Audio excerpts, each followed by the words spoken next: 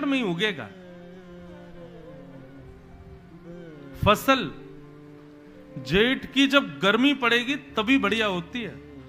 अभी हम लोगों को बहुत ह्यूमिड लग रहा है, बहुत ह्यूमिडिटी, अरे चिपचिपाहट बहुत ज्यादा हो रही है, परंतु पृथ्वी के कई अंश के लिए और कई जगह की खेती बाड़ी के लिए वो बहुत जरूरी भी है।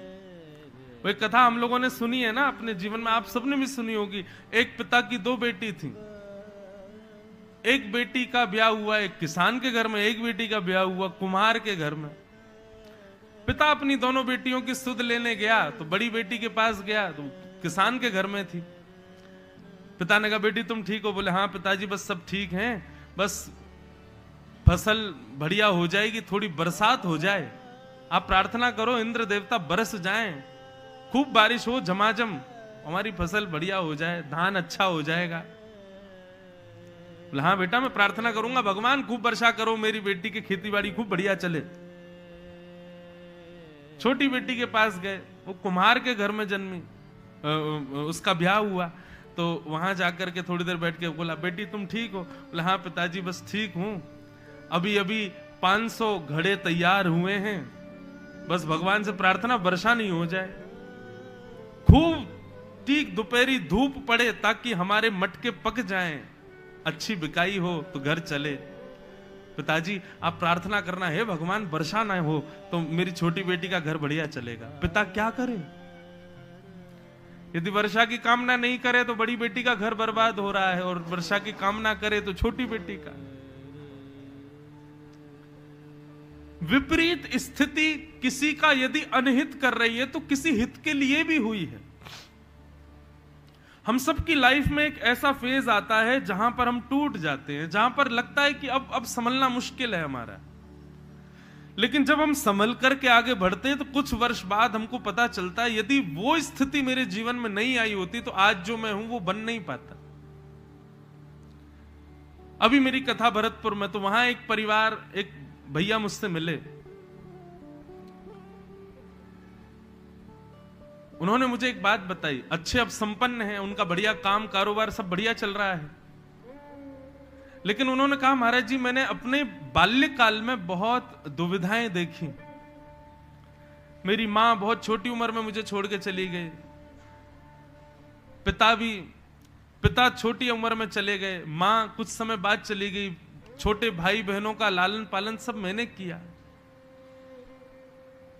उस समय में बहुत कोसता था कि हे भगवान आपने कैसा जीवन दिया मुझे, मेरी उम्र के बच्चे खेलते हैं और मैं यहां जिम्मेवारियां संभाल रहा हूं अपने भाई बहनों की।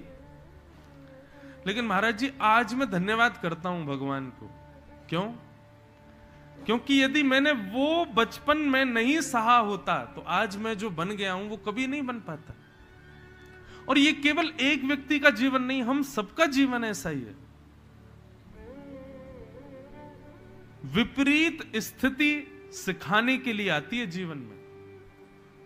स्वामी विवेकानंद तो कहते हैं कि यदि किसी व्यक्ति के जीवन में कभी विपरीतताएं नहीं आती, यदि किसी व्यक्ति के जीवन में सब वैसा ही होता है जैसा वो चाहता है, तो वो व्यक्ति जी ही नहीं रहा है। हर दिन आप सोचते हो ऐसा ऐसा हो, लेकिन हो सब उल्टा जाए, और फिर उसको सॉल्व करने में लगे हैं हम लोग। यही तो जीवन है। जो लोग भक्ति के लिए ये सोच रहे हैं कि गृहस्थाश्रम में कैसे हो सकती है, पत्नी बच्चे परिवार सबको देखते हुए हम भक्त कैसे बन सकते हैं, तो भक्त बनने के लिए अगर आप ये सोच रहे हो सन्यासी होना जरूरी है, सब छोड़ना जरूरी है, सबका त्याग करना जरूरी है, तो माफ कीजिए अनुकूलताओं में तो कोई भी भक्त बन जाएगा। भक्ति तो वही है जहां प्रतिकूल अवस्था में तुम बन के दिखाओ। माता जी भी सीए, पिताजी भी सीए, भाई भी सीए, बहन भी सीए, सब लोग सीए ही सीए घर में, तो फिर निश्चित है कि वो भी सीए बन ही जाएगा। लेकिन पिताजी का अलग प्रोफेशन, माँ का अलग है, पत्नी अलग, बच्चे अलग, भाई भाई सब अलग, और उसमें तुम कुछ बन के दिखा गए जो कोई नहीं है, वो तुम बन गए, तो तुम्हारी ज्यादा दाद देनी पड़ेगी कि हाँ ये तुमने करके दिखाया। अधिकतर मैं देखता हूं डॉक्टर घरों में सब डॉक्टर ही होते हैं। दादाजी भी डॉक्टर थे, वैद्य थे, पिताजी डॉक्टर, मां भी डॉक्टर है, बड़ी बहन भी डॉक्टर है, छोटा भाई भी डॉक्टर है, बड़ी बहन के पतिदेव जीजाजी भी डॉक्टर है। आप क्या कर रहे हो? मैं भी पढ़ाई कर रहा हूं, डॉक्टर ही बनूंगा। डॉक्टर बन गए, अब ब्याह करना है। बोले क्यों नहीं कर रहे, इतनी उम्र हो गई। नहीं, पत्नी डॉक्टर ही चाहिए। सब डॉक्टर ही डॉक्टर बन जाएंगे तो निश्चित है कि उसमें वंश में आगे जो भी आएगा वो भी बन जाएगा। जो डॉक्टर बनना एक सामान्य परिवार के बड़ी कठिनाई का विषय होता है, लेकिन सब डॉक्टर हों तो वहां डॉक्टर बनना बहुत इजी हो जाता है। ऐसे ही बंधुओं, जो लोग कहते हैं कि हम भक्त बनने के लिए भक्ति जैसा माहौल होना चाहिए, गलत कहते हैं। माहौल में तो सब बन जाते हैं, बन के तो तब दिखाओ जब माहौल ना हो और आप भक्त बनो। राक्षस कुल में जन्म लिया प्रहलाद ने, भगवान खंबे से नृसिंह बन के प्रकट हो गए प्रहलाद के लिए। क्यों? क्योंकि विपरीत स्थिति है, प्रतिकूलताएं हैं।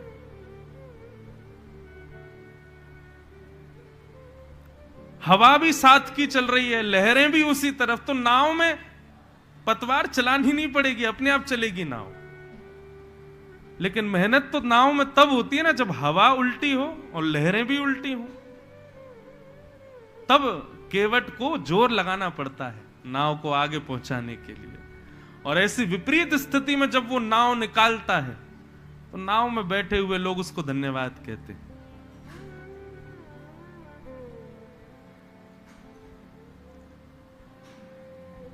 गृहस्थ आश्रम प्रतिकूलता है, विपरीतता है, प्रतिकूलता है। और उस गृहस्थ आश्रम में भजन करना ये हमारे लिए चुनौती है। लेकिन यदि हम गृहस्थ आश्रम में रहते हुए भी भजन कर लें तो ठाकुर जी को शायद सन्यासी, विरक्त, वैरागी इतने प्रिय नहीं होंगे जितना प्रिय वो गृहस्थ आश्रम ही हो जाएगा।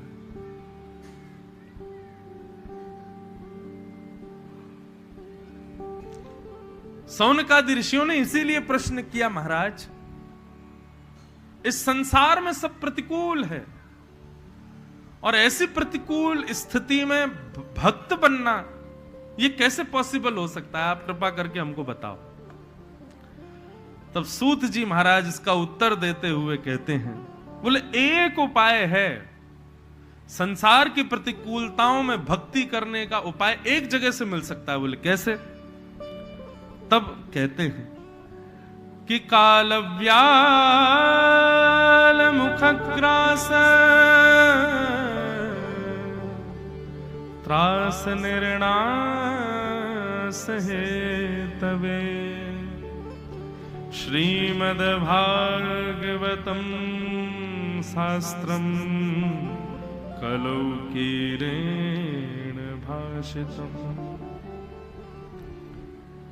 संसार की इन प्रतिकूलताओं में यदि भक्ति की पथ को दिखाने के लिए लाइट का काम कोई करेगा, संसार के इस भयंकर मोह के, काम के, क्रोध के, लोभ के अंधियारे में यदि प्रकाश कहीं कोई दिखा सकता है तो वो है सत्संग, और सत्संग में भी भागवत की कथा।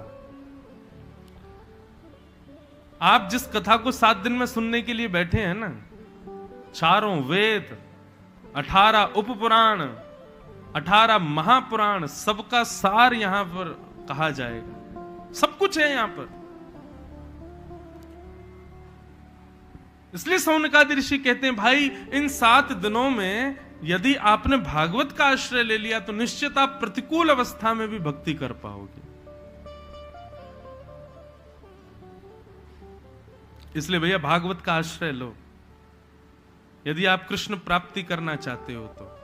तब सौनकादि ऋषियों ने कहा कि ये भागवत की कथा क्या है, ये भागवत जी हैं क्या, जरा इनके बारे में हमको इनका महात्म्य समझाइए। तब यहां से महात्म्य कहना प्रारंभ हुआ। सबसे पहले भागवत की कथा सनक सनंदन सनातन सनत कुमारों ने श्री नारद जी को सुनाई। सौनकादि ऋषियों ने प्रश्न किया, नारद जी को क्यों सुनाई? ऐसा क्या हो गया था कि नारद जी ने कथा सुनने के लिए सनकादि ऋषियों से, सौनकादि ऋषियों से पूछा? तब बताया, एक बार नारद जी पृथ्वी पर घूमने के लिए आए।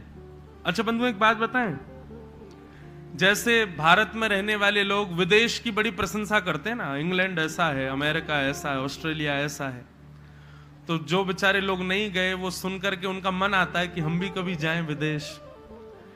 ऐसी देवलोक में चर्चा होती है भारत के लिए, देवता आपस में चर्चा करते, पता भारत कैसा है? बोले कैसा? बोले वहां पर एक उड़ीसा प्रांत है, उड़ीसा प्रांत में एक नीलाचल धाम है, नीलाचल धाम में श्री जगन्नाथ भगवान विराजते हैं। भैया ऐसा उनका दर्शन, जगन्नाथ का भात जगत पसारे हाथ, जगन्नाथ जी का भात ऐसा, जगन्नाथ जी की खाजा ऐसे, जगन्नाथ जी का दर्शन ऐसा। तो आकाश में देवता सुनकर के बड़े खुश होते हैं, बोले हमको कब अवसर मिलेगा जगन्नाथपुरी जाने का? बोले केवल जगन्नाथपुरी नहीं, गुजरात में चले जाओ, वहां द्वारिका धाम है, उत्तर भारत में चले जाओ तो वहां पर वृंदावन है, जहां ठाकुर जी नंगे पांव घूमते थे। ये सब भाव सुनकर के देवता बड़े खुश होते हैं, एक्साइटेड होते हैं, हमको कब छुट्टी अवकाश मिले, हम कब जाएं पृथ्वी पर भारत का भ्रमण करने। लेकिन बंधुओं एक बात बताएं, देवताओं को कभी छुट्टी नहीं मिलती, देवताओं को कभी अवकाश नहीं होता। लोग बोलते हैं ये तो देवता हैं, ये तो देव हैं, परंतु जितने सौभाग्यशाली हम मानव हैं, इतने सौभाग्यशाली संसार में कोई नहीं है। सूर्य कौन है? देवता, कभी छुट्टी नहीं करते। अच्छा छुट्टी नहीं करते तो ये बात हो गई, चलो एक महीना काम करते हैं, परंतु सूर्य तो 24 घंटे काम करते हैं। सुबह 6 बजे से लेकर के रात्रि 6:30-7 बजे तक हम लोगों को प्रकाश देना है।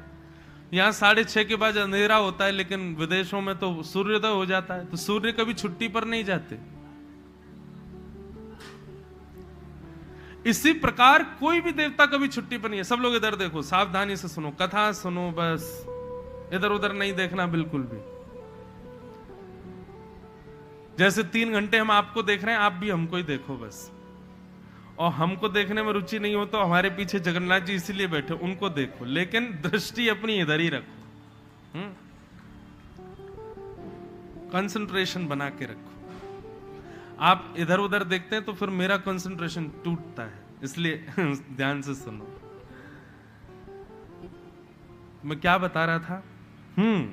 जैसे विदेश से आया व्यक्ति विदेश की प्रशंसा सुनाता है और हमारा मन होता है कि हम भी कभी जाएं। हिमालय से आया व्यक्ति हिमालय की प्रशंसा करता है कि पहाड़ ऐसे हैं, केदारनाथ ऐसा है, हिमालय पर्वत ऐसा, हमारा भी मन होता है हम कब जाएंगे। ऐसे ही पृथ्वी की प्रशंसा, और पृथ्वी में भी भारत की प्रशंसा देवलोक में होती है, और देवताओं का मन होता है हम कब जाएं।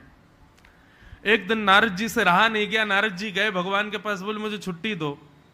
भगवान बोले क्यों? बोले मैं पृथ्वी पर घूमने जाना चाहता हूं, आपके तीर्थों में जाऊंगा, देख के तो आऊं कैसे तीर्थ हैं। भगवान बोले ठीक है जाओ।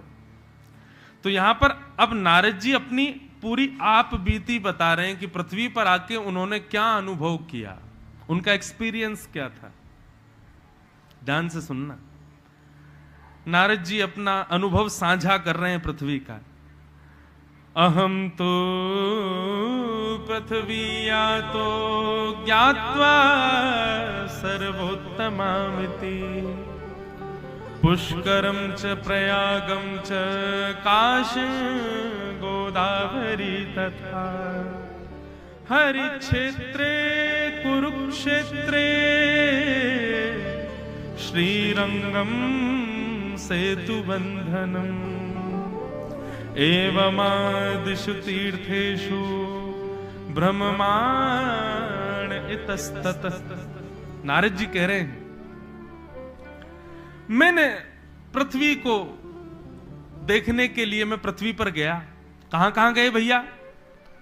हरिक्षेत्र यानी कि हरिद्वार, कुरुक्षेत्र यानी कि सब जानते हैं कुरुक्षेत्र, श्रीरंगम साउथ इंडिया में, और सेतु बंधनम यानी रामेश्वरम, पुष्करम च प्रयागम च, पुष्कर गया, प्रयाग राज गया, काशी गया, गोदावरी में स्नान किया।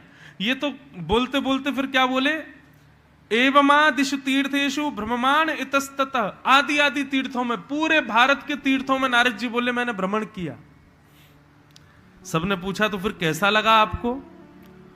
बोले न पश्यम कुत्रचिच्छरम मनस्संतोष कारकम, मेरे मन को संतोष नहीं हुआ। मैंने जैसा सुना था बिल्कुल उसका उल्टा मुझे दिखाई दिया पृथ्वी पर। सबने कहा भैया ऐसा क्यों, क्या दिखा आपको पृथ्वी पर? बोले महाराज तीर्थ बुरे नहीं है, तीर्थों के देवता बुरे नहीं है, वहां कोई कमी नहीं है, इंसान की मानसिकता देख करके मुझे घबराहट हो रही है। और हम लोग कैसे हैं उसका पूरा बायोडाटा यहां दिया गया है कि मंदा सुमंद मतयो मंद भाग्या पत्रुता पाखंड निरता संतो विरक्ता सपरिग्रह। कैसे लोग हैं पृथ्वी के? बोले मंद बुद्धि। बोले कैसे कह सकते हो? बोले उनसे कहो कि तुम मेहनत करो 100 रुपया दूंगा, लेकिन कह दो बैठे रहो 20 रुपया दूंगा, तो क्या करेगा? बैठेगा, मेहनत नहीं करेगा। मंद बुद्धि है लोगों की, हिलकर के पानी नहीं पीना चाहते, आलसी हो गए हैं। सदैव केवल बुद्धि इसी भाव में घूमती रहती है कि ऐसा क्या करें कि हमको मेहनत ना करना पड़े और हमें धन भी मिलता रहे। मैं हाथ जोड़ के क्षमा मांगते हुए कहूं, ये कोविड के बाद जो वर्क फ्रॉम होम शुरू हुआ है ना,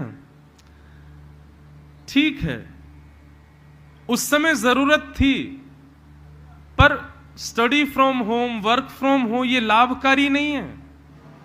जिन लोगों ने उस फेज को फेस किया वो लोग उसमें रह सकते हैं, पर हमारी आने वाली generation study from home, work from home अगर करा दोगे तो वो लोग कर्म समझ ही नहीं पाएंगे किसे कहते हैं। अनीति का धन हो जाएगा वो घर बैठ करके जो कमाएंगे। जब स्कूल घरों से शुरू हो गए थे बच्चों के, तो जहां बच्चे सुबह 5 बजे उठ के नहा धो के माता पिता को प्रणाम करके बस में बैठ के स्कूल जाते थे, 5 बजे उठते थे, तब जाके 8 बजे स्कूल में दाखिल होते थे। अब वर्क फ्रॉम होम है, 8 बजे स्कूल शुरू होगा, कहां? लैपटॉप पे। बच्चे उठ कितने बज रहे हैं? 7:45 बजे। 7:45 बजे उठे, सीधे अपना मुंह धोया, पोंछा काट करके लैपटॉप ऑन करके बैठ गए टीचर के सामने। प्रेजेंट मैम, हम आ गए।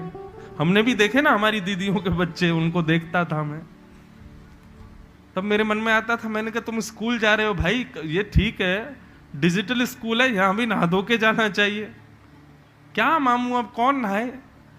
3 घंटे की क्लास होनी है, 2-4 क्लास करके सब खत्म, होमवर्क भी नहीं कर रहे हैं, सब उल्टा सीधा चल रहा था। तब मेरे मन में आया, हे भगवान लॉकडाउन जल्दी पूरा हो, ये कोविड जाए, ये बच्चे स्कूल जाए। क्यों? ग्रह त्याग किए बिना किए गए कर्म और पाई गई शिक्षा कभी आपको लाभकारी नहीं बनेगी। श्री कृष्ण ने भी शिक्षा के लिए ग्रह त्यागा, श्री राम जी ने भी शिक्षा के लिए ग्रह त्यागा, स्वामी विवेकानंद ने भी शिक्षा के लिए ग्रह त्यागा। जिसने ग्रह त्याग करके शिक्षा नहीं की, चाहे सुबह से शाम तक के लिए घर से बाहर जाए, और जिसने ग्रह त्याग करके कभी धन नहीं कमाया मेहनत करके, उसका धन और शिक्षा दोनों लाभकारी नहीं बनेंगे। नारद जी कह रहे हैं कैसे लोग? बोले मंद बुद्धि हैं, बैठे बैठे सब पाना चाहते हैं, कुछ कर्म नहीं करना चाहते, परिश्रम नहीं करना चाहते। मंद भाग्या उपद्रुता, इसीलिए उन लोगों के भाग्य भी मंद हो गए। और मैंने क्या देखा? बोले सत्यम नास्ति तपः शौचम दया दानम न विद्यते उदर बरिणो जीवाह बरा का कूट भाषण। कभी मुझे अवसर मिलेगा ना, तो केवल ये नारद जी के ये कहे गए 10-15 श्लोक हैं, इन पर कभी प्रवचन करूं मैं स्वच्छंद। आज व्यक्ति जैसा है ना, चाहे कितना भी डिजिटल वर्ल्ड हो गया हो, लेकिन श्रीमद् भागवत में लाखों वर्ष पहले नारद जी ने बता दिया कि व्यक्ति कैसा है।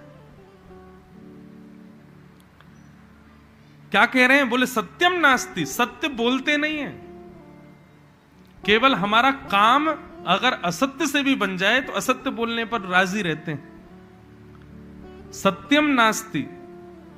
दूसरा बोले तपह नास्ति, भजन नहीं करते, केवल दिखावा करते हैं भजन करने का। तपह नास्ति, दया नास्ति, दया नहीं है, दिखावा है दया के नाम पर भी केवल। दानम नास्ति, दान नहीं करते हैं। दान कैसा होना चाहिए कि कहते हैं एक हाथ से दो दूसरे को पता भी ना चले, लेकिन यहां पर आदमी को संतुष्टि तब तक नहीं होती जब तक मैगजीन में ना छप जाए, जब तक न्यूज़पेपर में ना आ जाए, सोशल मीडिया पे ना डल जाए कि उसने दान किया, उसको संतुष्टि नहीं होती।